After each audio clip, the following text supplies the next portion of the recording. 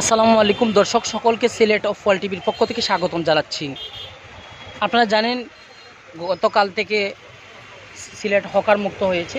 Sylhet hawker মুক্ত হওয়ার পরে আপনার হকার মুক্ত হওয়ার পাশাপাশি যদি আপনার অবৈধ যে স্থাপনাগুলো রয়েছে, অবৈধ কিছু বন্দরবাজারের মেইন সড়কগুলোতে আপনারা দেখতে পাচ্ছেন যে অবৈধ সিএনজি স্ট্যান্ডগুলো এখনও পর্যন্ত কেন রয়েছে, এখনও পর্যন্ত এদের কেন উচ্ছেদ করা হয়নি।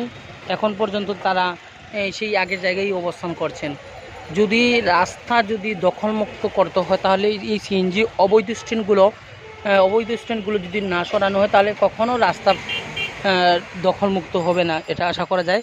এই যে আপনারা দেখতে পাচ্ছেন, আমি বর্তমানে অবস্থান করছি সিলেট নগরীর বন্দরবাজার, যে বদরুদ্দিন কামরান চত্বর নামে পরিচিত।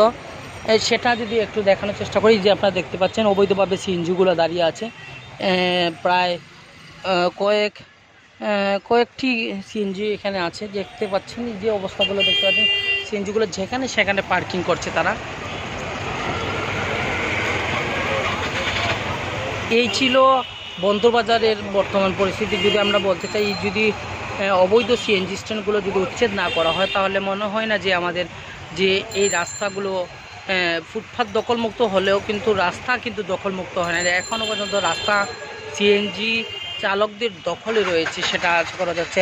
আমি প্রশাসনের দৃষ্টি আকর্ষণ করছি, সিলেট জেলা প্রশাসক মহোদয়, সিলেট মেট্রোপলিটন পুলিশের ঊর্ধ্বতন কর্মকর্তা যারা আছেন তারা এই দিক দিয়ে একটু দিক বিবেচনা করবেন, যে এই বন্দরবাজার পয়েন্টের মেন যে সড়কটি রয়েছে এই সড়কটা যেন রাস্তাটা যদি পরিষ্কার করে দেওয়া হয় তাহলে আমি মনে করি যে এই রাস্তাটা খুব সুন্দরভাবে মানুষ চলাফেরা করতে পারবে।